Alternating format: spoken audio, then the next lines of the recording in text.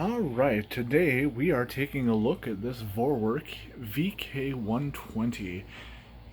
It is a German-made machine, direct air, dual motor, with a bottom fill bag. It is a very strange design.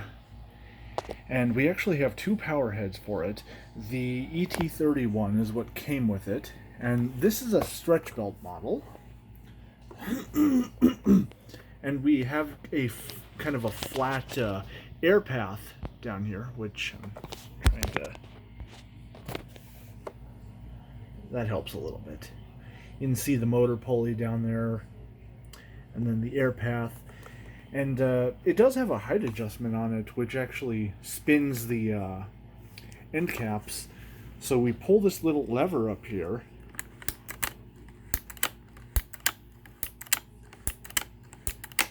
and the brush roll itself actually moves. Isn't that strange? I think about a 2 will do. And then the ET340 here is a little bit different. The ET340 is a gear-driven, well, a gear belt. There is a belt that runs through this channel, and it kind of reminds me of like a modern Dyson ball upright, or the filter pier uses a similar setup to this, because we have an air path on here that's kind of flat, almost like a rainbow, or like I said, that filter pier. It just would have come years ahead of it. But unlike the 31, this does not have a height adjustment of any sort. It's just a floating design, and then we have a reset breaker on this, with it being a geared belt. But you know, neither of these have front wheels, so neither of them are bare floor friendly. But let's take a look at the actual machine here, because it's an oddity. Like I said, we are dealing with a direct air machine. Sometimes having more hands would be helpful. Maybe we can see, yep, we can see into there and see the motor fan. And then as for the bag, let's put this upright. We push this. That comes back.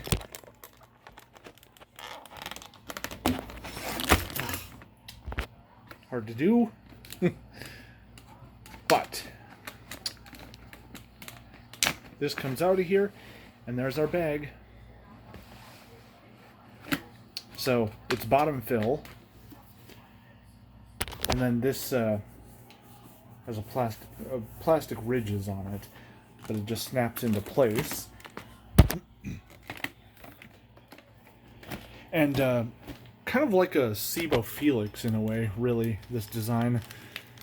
But you can remove the handle on here to use it in a portable mode. And then you would just hold it here while you're using it with either tools on the end or with the hose. This is actually the second one I've had, and the other one I had actually had a little handle that ran from here up to here, and that was also a shoulder strap, because it would kind of flip open and there was your shoulder strap for it. Otherwise you could use it to carry it from there. I'll post a picture of my old one. As you can see, it did have the ET340 to it.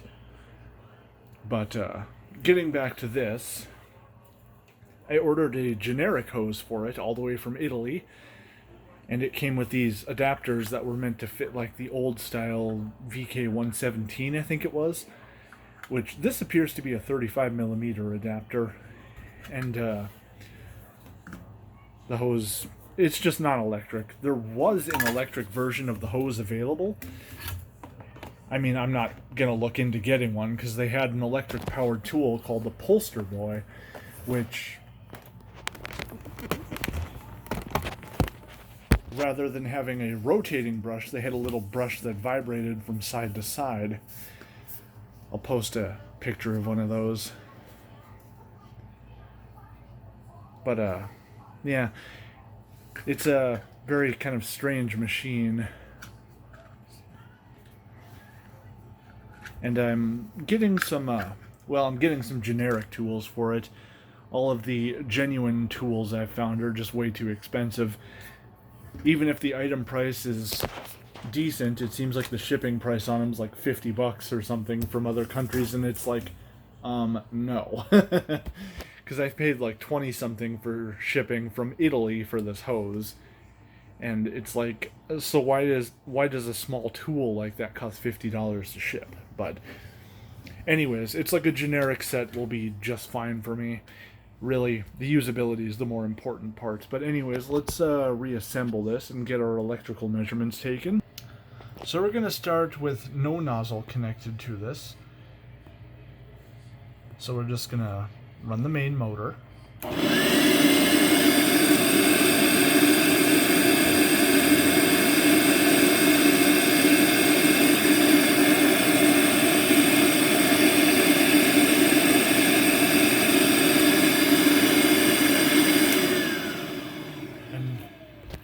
Now we have the ET31 attached. That's the stretch belt.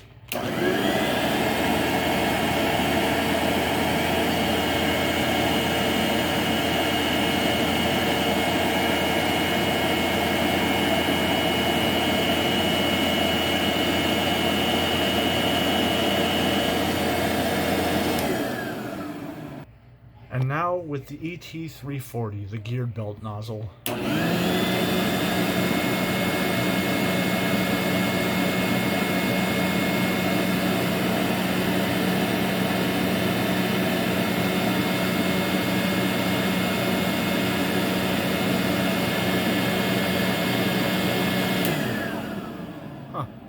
They run pretty similar to one another. That's interesting. So, like with any 35mm connection, we gotta bring it down to 1.25. But we'll take a measurement of the body here, and then we'll test its suction. Then we'll get the hose test, and then we'll do the two nozzles. So let's get on with this.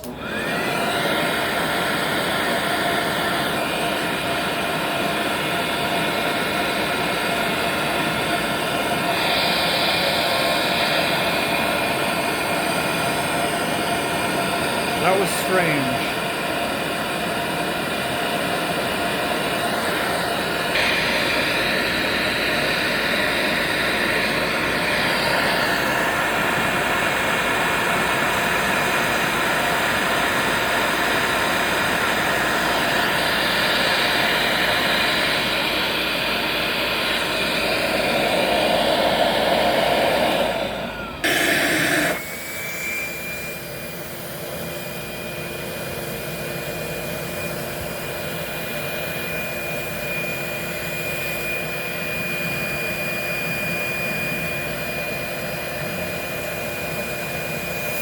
I feel like we can get a little more out of it. Alright, we got the hose set up, so let's now test the flow at the end of it.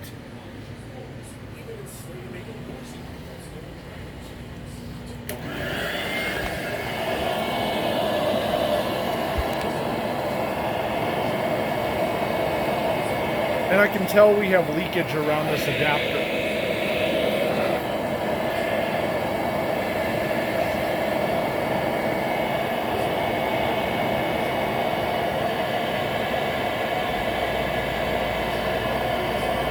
Yeah, we do have leakage around this adapter.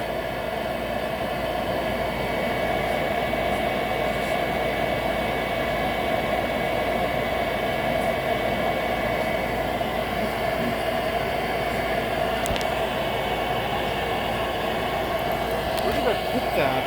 Ah, there it is. I will pop that off.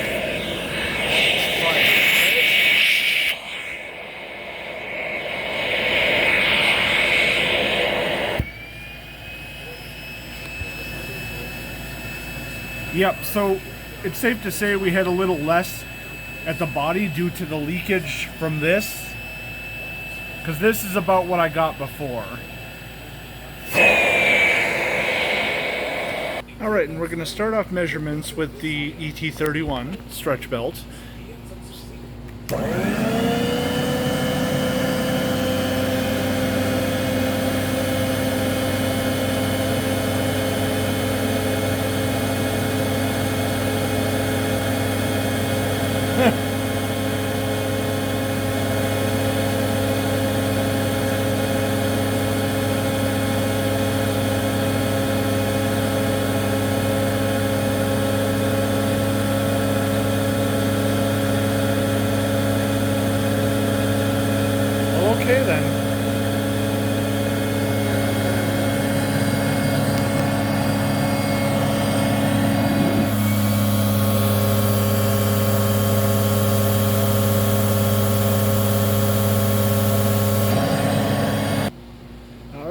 got the ET340. We'll see how they compare.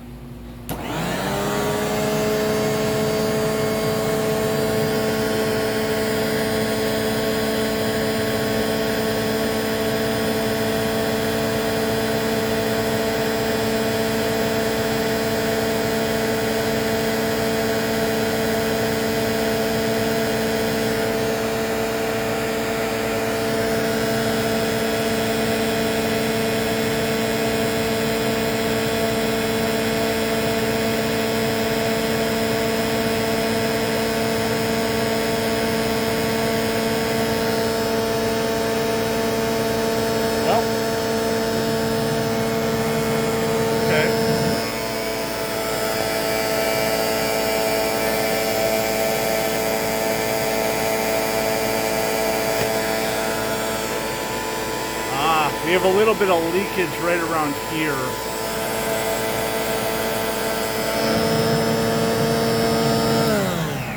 If I remember right, in order to access the brush, in order to access the brush on the 340, you actually lift this white cover up, like that. So I guess it makes sense that we wouldn't see suction quite as high, just because, you know, we have that. What is that?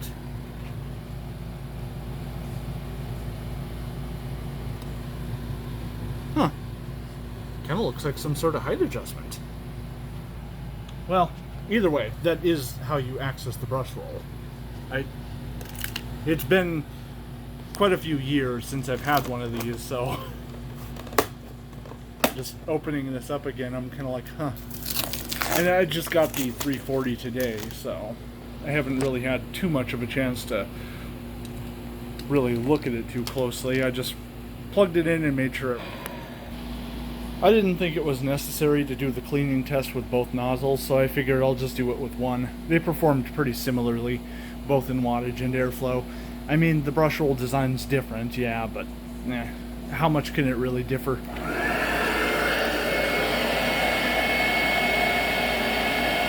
Not really much for agitation, if any.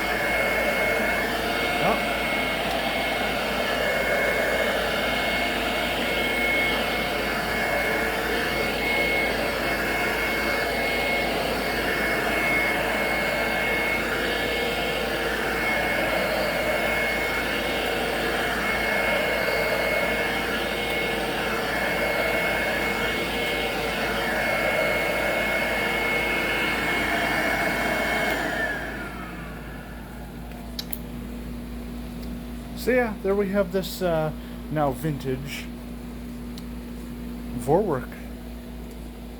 An interesting machine, and I think it did better than what I expected from it, given the low wattage and given the air path that we would usually see is more restrictive in things like Rainbow or Filter Pure. So yeah, I think it's a pretty cool machine. Definitely something worth having in the collection.